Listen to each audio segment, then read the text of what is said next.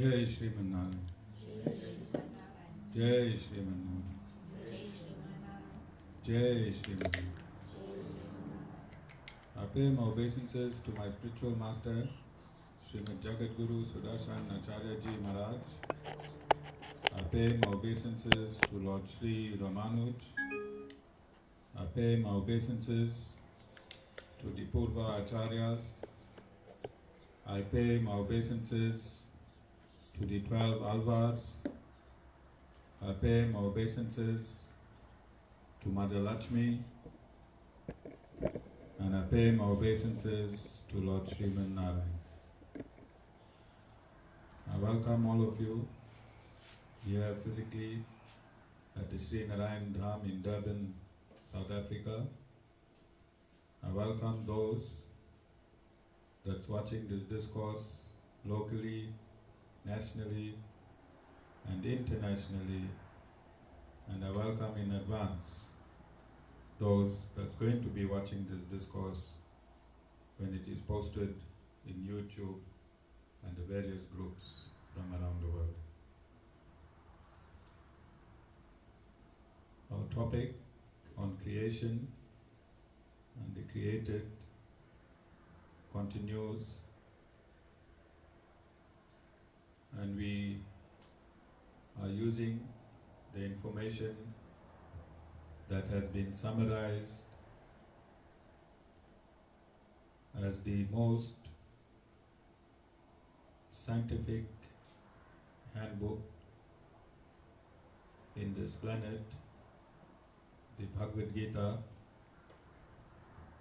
It is summarized in 700 verses, and it explains all that is to be known in this material universe. So I have been painstakingly bringing this information to you in the simplest of forms, using various analogies that your mind can comprehend in this, the 21st century. This science is eternal, so it has no date. However, it is relevant in all times. As long as this creation exists, the Bhagavad Gita is as relevant as the oxygen that you breathe in. This Bhagavad Gita is spoken for the benefit of one species only in terms of understanding, and for the benefit of all species that live and vibrate within this material dimension. That species that can understand this knowledge is called man. And those species that cannot understand this knowledge are the birds, the reptiles, the animals, the aquatics, the plants and the creepers, the trees. It is the incumbent duty of that species that can understand to take this knowledge and make it beneficial to those species within itself, that is man, and those species that I mentioned just now, the plants, creepers, reptiles, insects and birds. So it is a duty of man to understand the Bhagavad Gita and apply the teachings of the Bhagavad Gita, so that every living entity within this universe is maintained in a positive manner. The most significant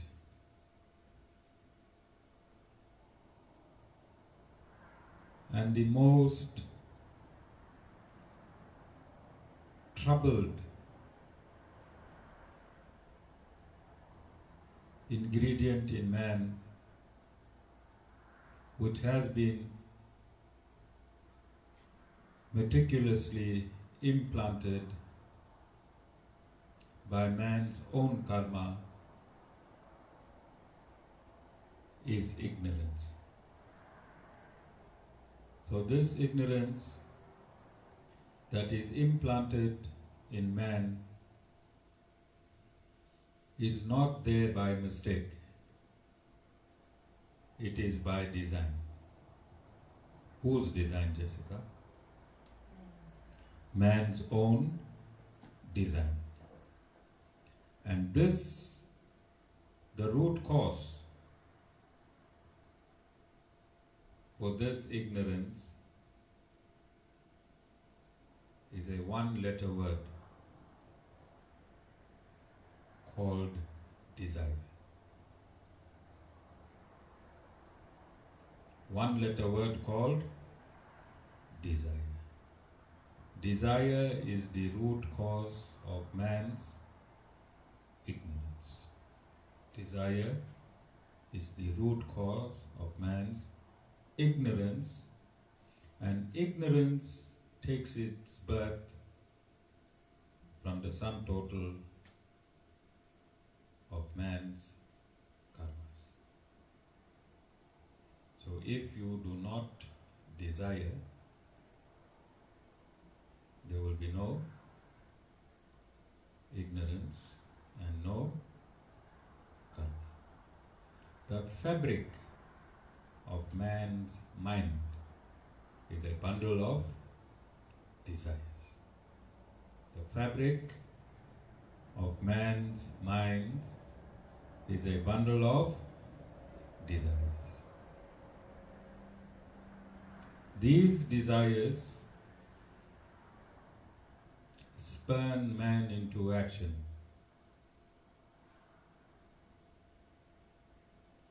And when the desire is not fulfilled initially, then man will transgress and slip in a dimension of forbidden actions. So you have actions as ordained by the scriptures, then you have forbidden actions. And it is only desire that makes you contravene the injunctions and make you perform forbidden actions. So what is desire, Jaibai?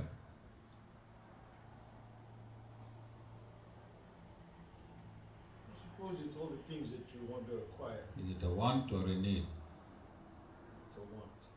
Desire is a want. Need is already provided by the Supreme Lord. Whatever you need, you may not acknowledge it, but it is adequately provided by the Supreme Lord. The first spot of ignorance, first port of ignorance, when the ship of ignorance is sailing, is the ego. And when we say ego, what do we mean? when we say the first spot of ignorance is the ego. Jessica? Ego or egotism is the identification with the material body. So the first spot of ignorance is the identification. I am a boy, I am a girl, that is my mother, that is my father, that is my friend, that is my lover. You understand? That is the first spot of ignorance. As soon as you identify with the body, then your thoughts get attached to all the bodily actions. As soon as you identify with the body, then your thoughts gets attached to and attached thoughts is binding. Attached thoughts and attached actions bind you.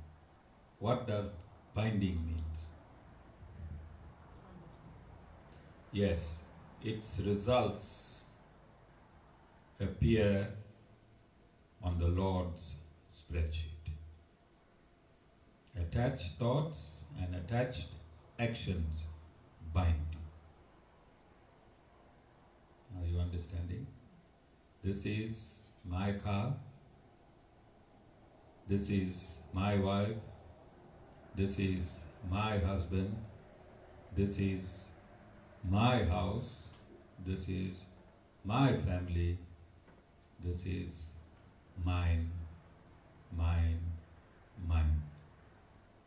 This ignorance has a chain reaction of binding you life after life after life after life. Desire is a seed. Desire is a seed, Jai Bhai, and what is the fruit of desire?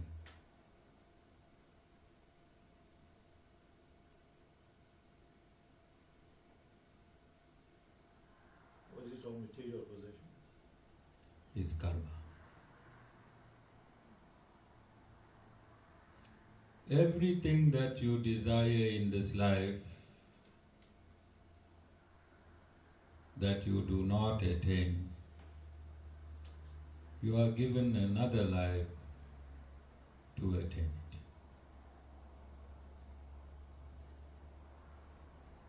And this desire binds you, because one desire leads to two desires leads to four desires leads to 8 desires. These desires are infinite. And this is why you've been living in this material years, in this material universe, I've stated already, just in this cycle for 155 trillion years.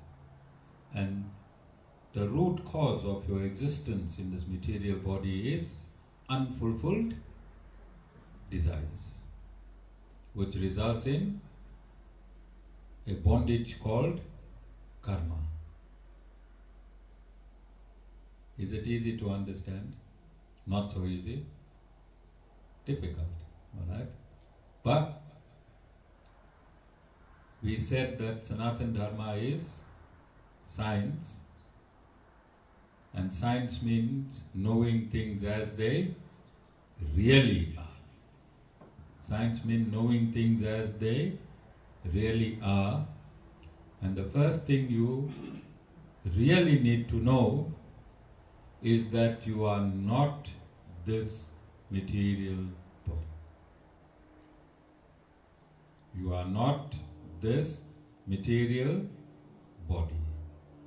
From that knowledge that you are not this material body, you have been given this body designed by yourself.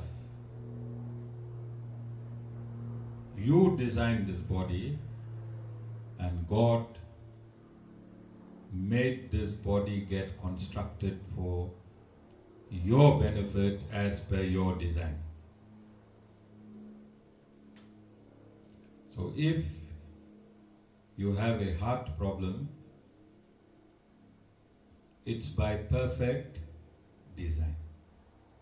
If you have high blood, it's by perfect design. Who designed it? Who? You. Sure. Whatever this is means ease. E-A-S-E means you are biologically comfortable. Ease means you are functioning to your optimum biological capacity. You are functioning in ease. You're taking a breath in ease. It's circulating with ease. All the cells in your body is functioning in ease. When something is in ease, it means there is no obstructions, no obstacles. So when you are biologically at ease, another word for ease is healthy. When you go for a doctor for a checkup, he'll do a bumper-to-bumper checkup and he'll tell you you are healthy. It means your body is functioning in ease. As soon as your body starts functioning out of ease, it is called dis-ease. When your body is not functioning optimally, then you have a dis-ease, which people call disease. D-E-S-E-E-E-Z. They make it sound like disease. But it is dis. If you break it up, you are no longer in ease now. You are in dis-ease. The proportion of your dis-ease injected at your birth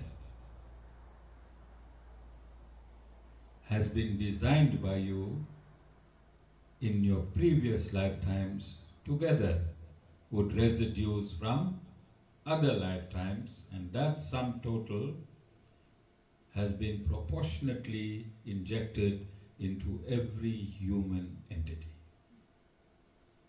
It has been proportionately injected into every human entity. All of you understand? So, if you have desires that are pure, if you have desires that are pure, then your body will vibrate in Satagun. If you have desires that are pure, your body will vibrate in a dimension called Satgun. Satgun means goodness. It means ease. It means ease. It means you will now become healthy. If your desire is neither good nor bad, you just want to desire. You just want to desire, then you are your body is vibrating in Rajogun. In Rajogun.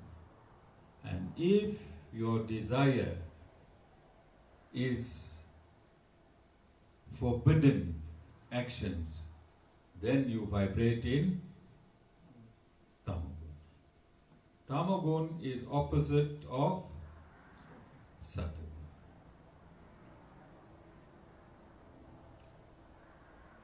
So your current state of vibration has been determined by your Sattva.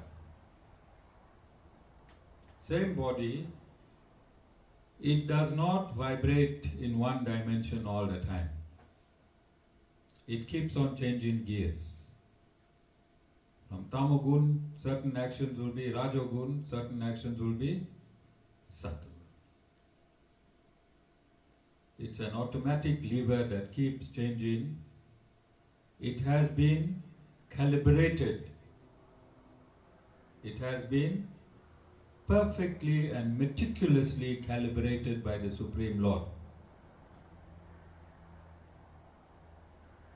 So you'll see somebody's temperament, he was so nice in the morning, Jevan, and lunchtime you want to kill him.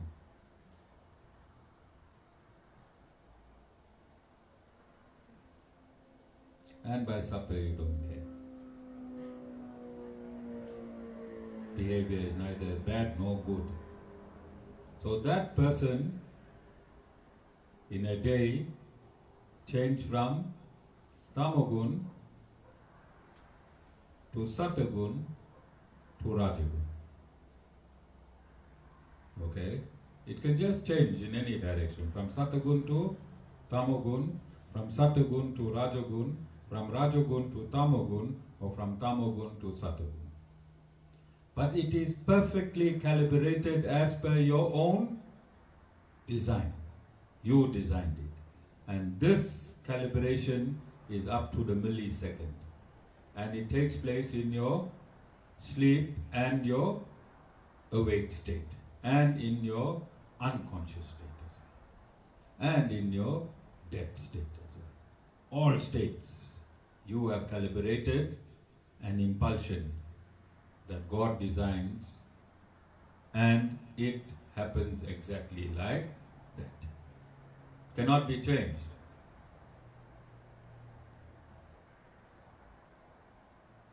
You can live in a shack, and all of a sudden you can get very rich and go live in Belito. The difference between living in your shack and living in Belito won't change your calibration. So don't think when you get rich, then now God is on your side. You understand? Those external dynamics won't change your internal dynamics. You understand? Because some people think as soon as they get rich, God is on their side and they became divine. That's not the case.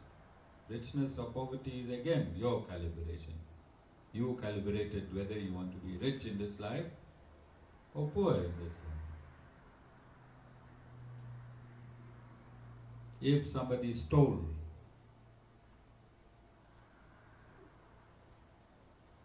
from you in this life, what it means? Jai Bharat. We're meant to lose it in this life. No, you stole from somebody in your previous life.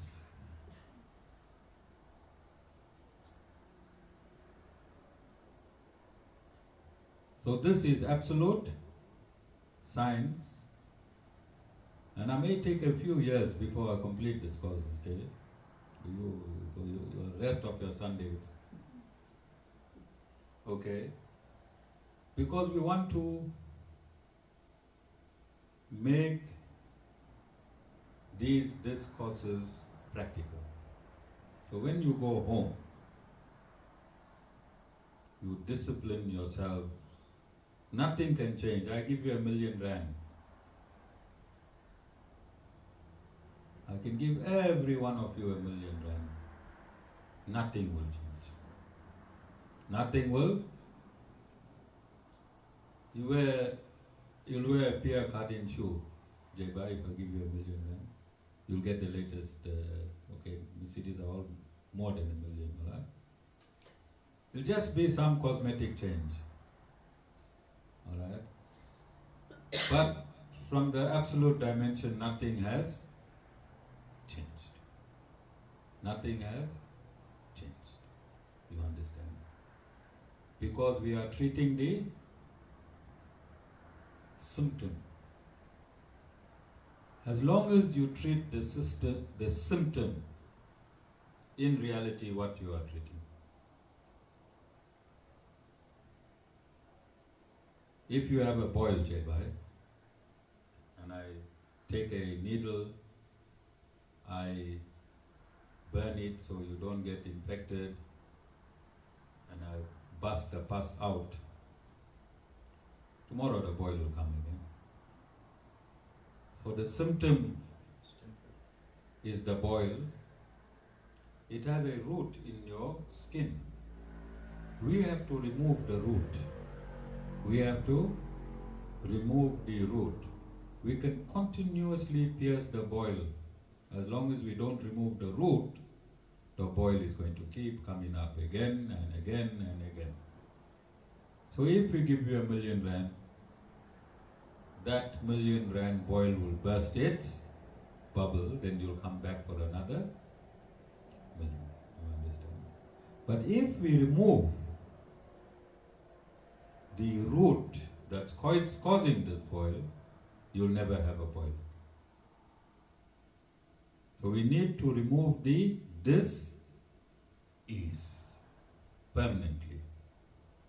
Because this dis-ease has been following you in every lifetime.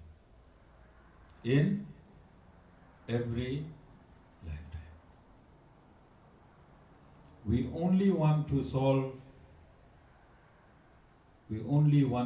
burst the boil, thinking that this is the only time this boil will be on me. You understand?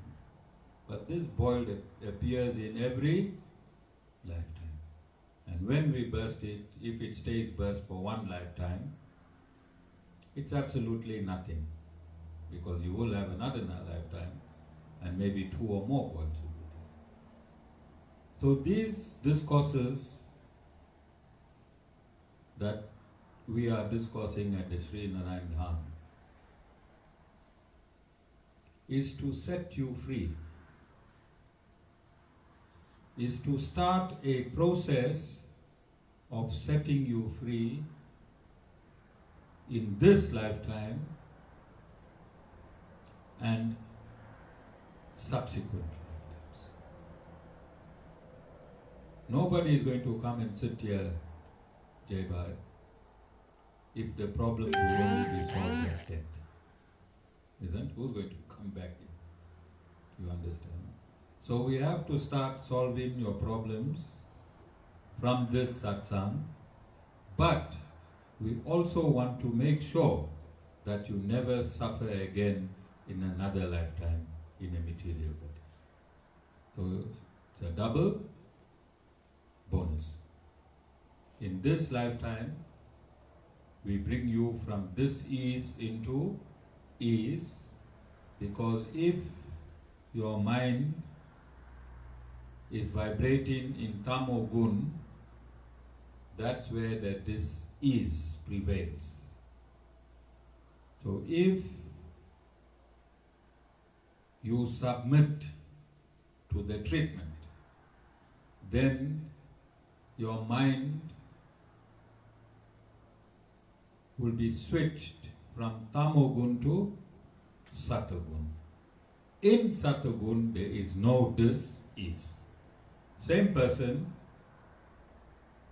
same body, same mind. And it's not hard. And I said, we bring in analogies that can make you understand practically in this 21st century. So in South Africa we are experiencing cold at the moment, alright?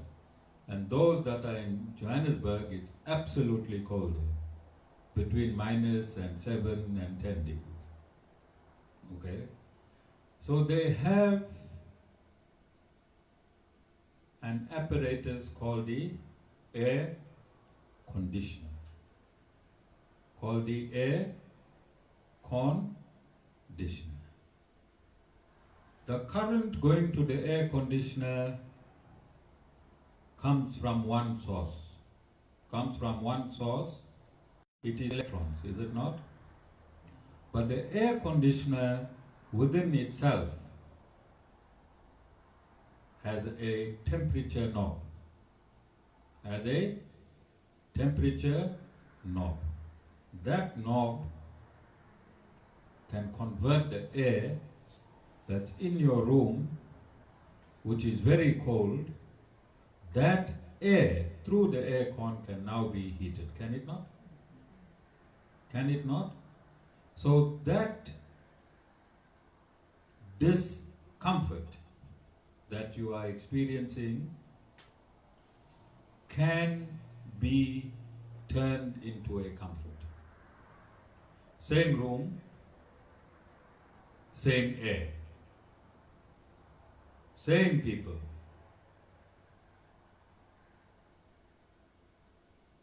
From cold to warm. All of you understand? The current that is giving the aircon power does not change. Does the current change? It is still electrons. What changes? The dimension of the temperature. Only the dimension of the temperature.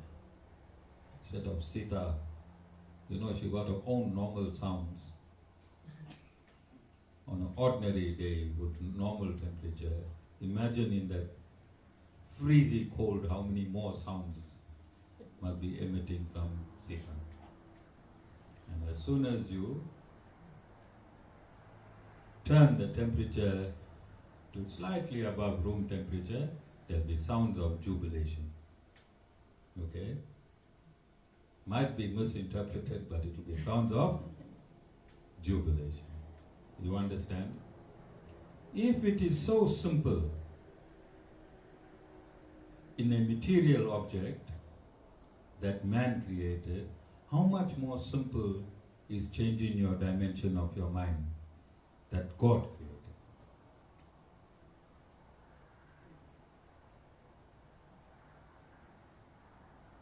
But you have to submit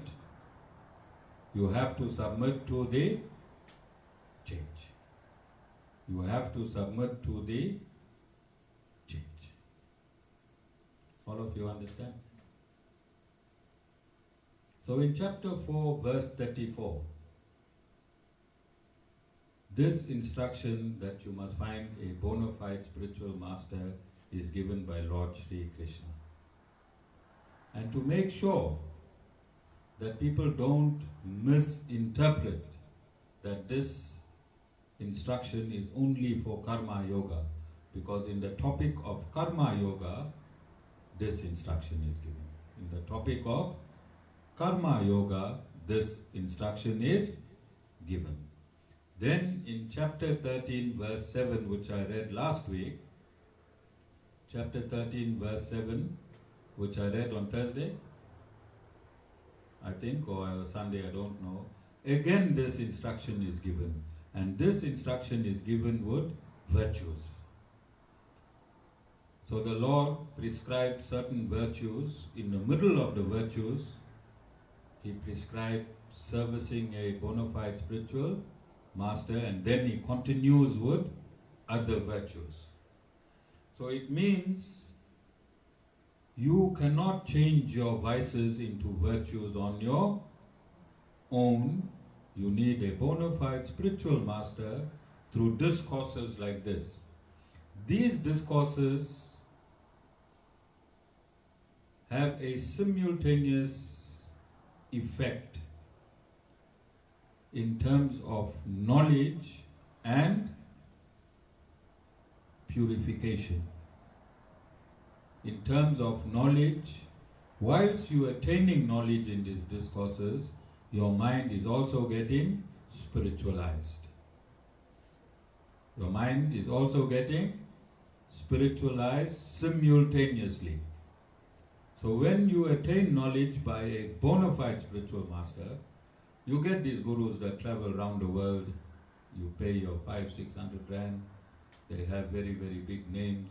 Sita, I'm sure you went and attended many, many of these seminars. They come and they read. They sing one sloka from the Bhagavad Gita in Sanskrit.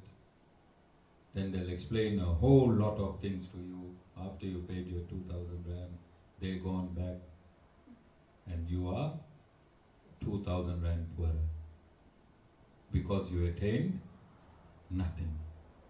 You attained nothing. Those are not gurus. Those are not gurus. They are called professional reciters. What they are called? Professional reciters. Anyone can recite the Bhagavad Gita. But only a bona fide spiritual master can remove the vice and replace it with a virtue.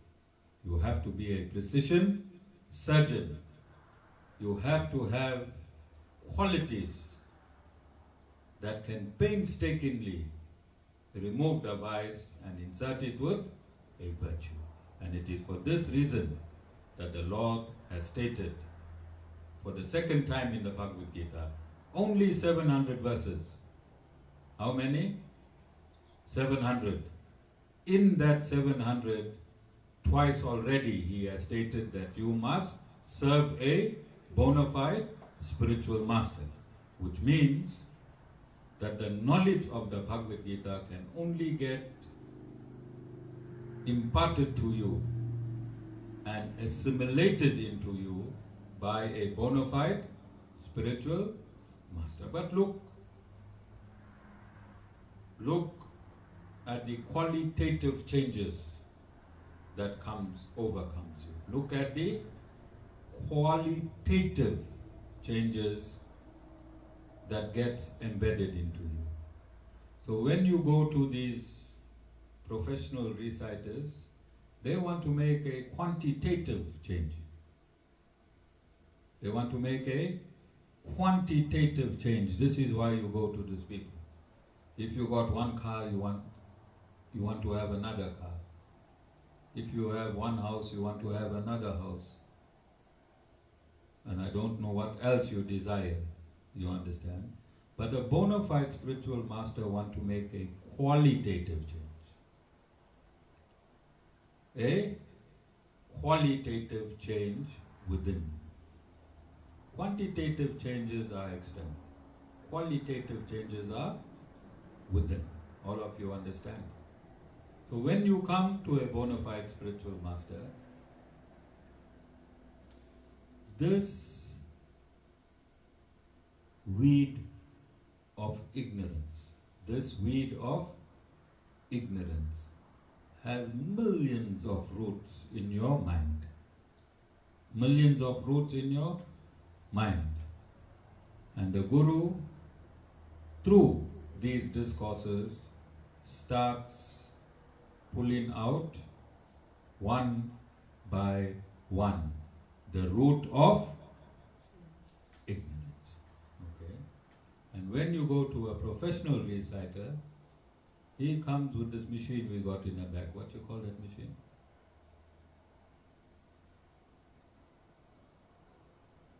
Okay, that grass cutter, which you run manually. Not lawnmower, weed eater.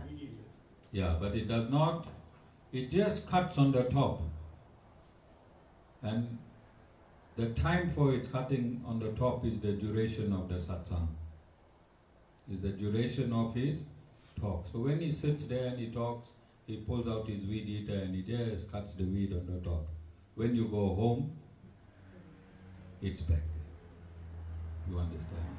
But a bona fide spiritual master, he plucks out one root at a time, making sure that the roots that are plucked out never grows again. Never grows again. So many of you will come to these satsangs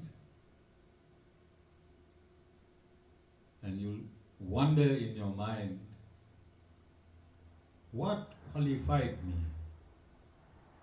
to come to this satsang? What affinity I have with this Guru? It's as if I heard this my whole life, but I only met him yesterday.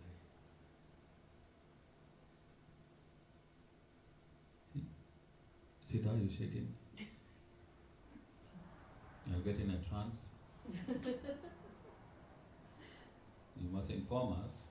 So we also want the blessings of all the various trances. Alright?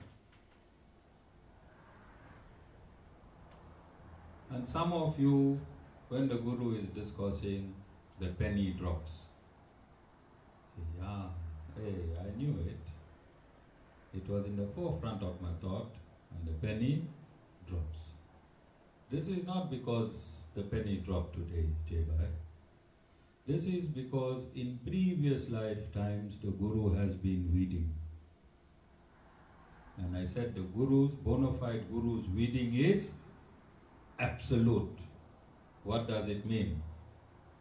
If you have 1,000,000 acres of weeding in your mind, and I started this process many lifetimes ago, 2 centimeters I weeded in your first time we met, and now I have weeded 500 acres. That 500 acres stay weeded. Stays weeded, and you will continue the farming in your next lifetime. You will continue the farming or the weeding in your next lifetime. When you listen to these discourses, there's never any loss. There's never any loss. Whatever weeding is done, it's a merit for your next lifetime to continue your relationship with your Guru. Because the relationship between a disciple and a Guru is eternal. So some of you might have merits only to come here for a few years, and I weed a few centimeters, and then your merits expire and you go back to what you was doing. But that part that I weeded stays weeded. You understand? And that is the only guarantee in this material universe. There is no other guarantees. There is no other guarantees. You can be absolutely healthy today. Tomorrow you can fall sick and be in dis-ease. You can be a trillionaire today. Tomorrow you can crash and have nothing. But this weeding is the only guarantee that you're going to carry into your next life. So there is a saying that you came with nothing and you go with nothing. You all heard of the saying? You came with an open hand and you go with the open hand. I want to debunk that saying. You came with your karmas. You came with a baggage, Jai. Huge baggage, alright? And your karmas was in a storeroom. And as you live, you reap your karmas. So you came with karmas, you accumulated karmas, and you leave with karmas. You came with karmas, You used up the karmas of your previous lifetime, you accumulated karmas in this lifetime, and you take that karma into your next lifetime. That which you accumulated here and that which you did not use up from previous lifetimes. So you came with something and you left with something. And those very fortunate, which is a very, very small percentage in this universe, that have the opportunity to sit in a bona fide satsang and hear a bona fide spiritual master, then you are leaving, you will be born if you do not complete your course. If you do not complete your course, you will be born in a family conducive to spirituality. In a family conducive to spirituality, so that you can continue your next journey with your Guru. But the journey is not absolute. The journey is not absolute. When I say absolute, it means you don't automatically have a relationship with the Guru. You have to make that relationship. It's not like a father and son relationship where you are born as per destiny by that father. Whether you like it or not, there's a father-son relationship. Your relationship with your Guru, you have to make it happen. You can't say, I was weeded in my previous lifetime. In this lifetime, I'm just going to live. You always have to be in submission to your Guru for the relationship between disciple and Guru to be invoked or to be initiated. You understand? Or to be alive. So your relationship between the Guru, it has to be alive through submission all your life. All your life. Is that understood? All of you. So again we're stating that the word impossible cannot exist in our vocabulary. Why? And it is scientific. When you are in Tamogun or Rajogun, everything is far away and impossible. But like the air conditioner, as soon as we change the switch, you come from absolute cold to warm. So that word impossible, that you cannot be warmed up in a cold room, cannot exist. Can it exist? It cannot exist because the temperature can be changed. So similarly, in this cold room called the universe, whatever you may think is impossible is because you are placed in that dimension. That which is impossible in one dimension, as soon as that dimension is changed, it becomes possible. All of you understand? All of you understand? In one dimension, only in that dimension it is impossible. So the Guru weans you like a little child. That is why you must submit. When you meet a Guru, when you submit, the Guru weans you like a little child.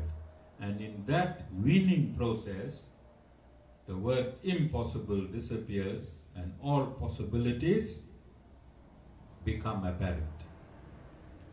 Because I stated that ignorance is blocking you from everything. Ignorance is blocking you from everything, And it is ignorance that is stating to you, this is impossible. So if that ignorance is removed, say by default, knowledge dawns. And when knowledge dawns, what was unknown becomes known.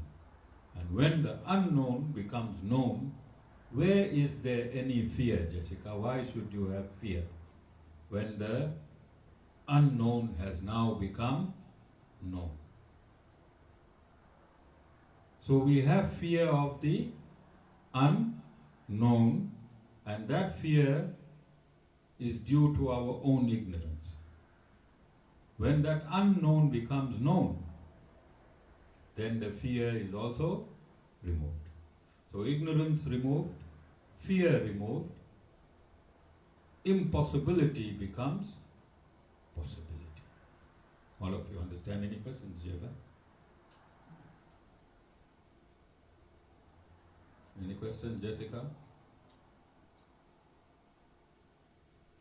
So Lord Sri Krishna in the Bhagavad Gita, he dwells on 3 types of understanding and differentiating between your body and your soul. The first type is Karma Yoga. Karma Yoga means whatever actions you perform,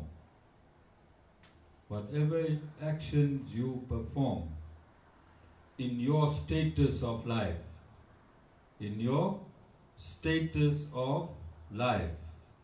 whether material or whether spiritual or whether religious, do not attach yourself to those actions. Attach yourself to the fruits of those actions.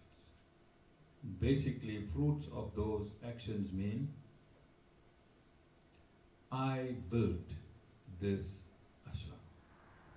When I say I built this ashram, then I have attached myself to the building of this ashram as a fruit of my actions.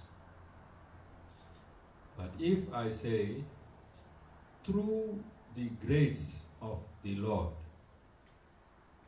I was used as an instrument to build this ashram, then I am not attached to the fruits of the results. Because every fruit of every action, where you claim doership,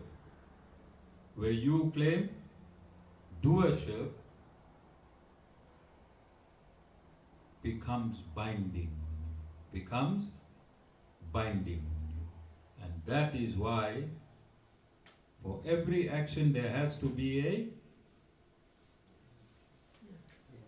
reaction. So when you perform an action, you have to get paid with a reaction. But if you perform that action and state that I performed this action as an instrument of the Lord, then who takes the payment of the reaction?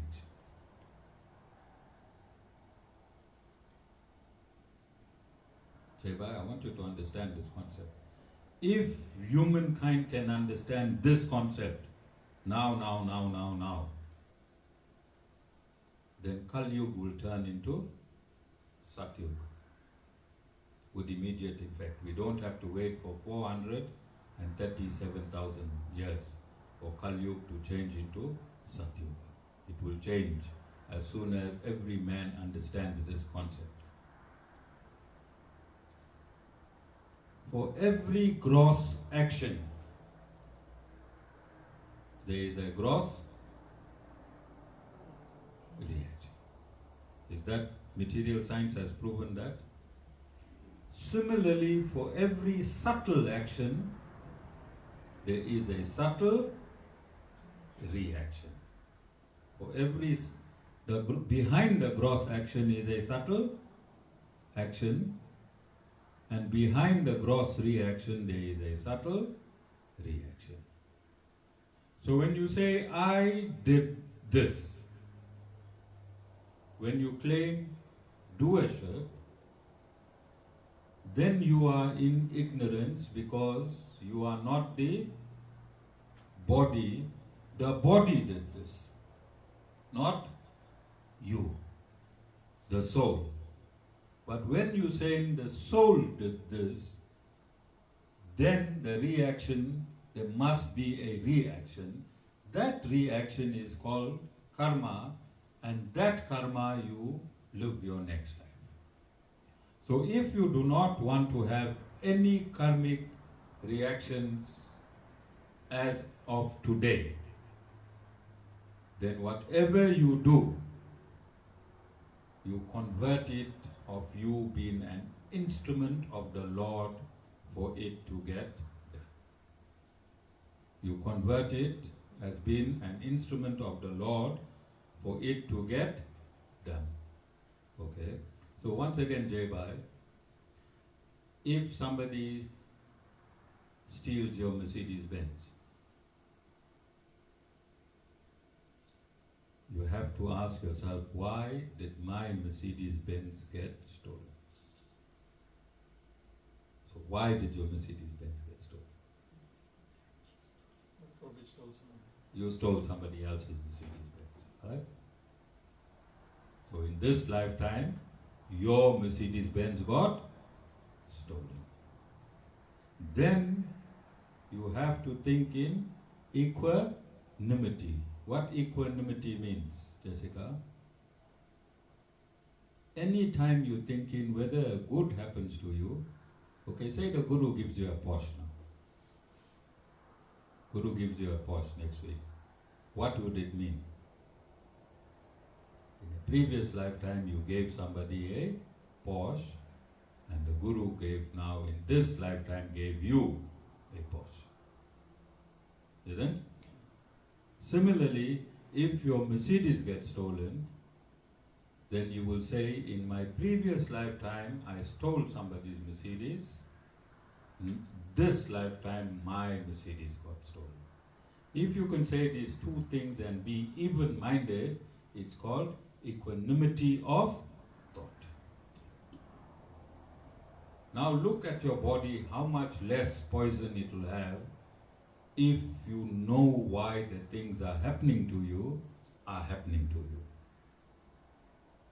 If you don't know when things are happening to you, how poisonous your body gets, how poisonous your mind gets, how poisonous all your relationships get. Understand, Jessica? But if you know now that whatever is transpiring in your life today, you did that somewhere to deserve it.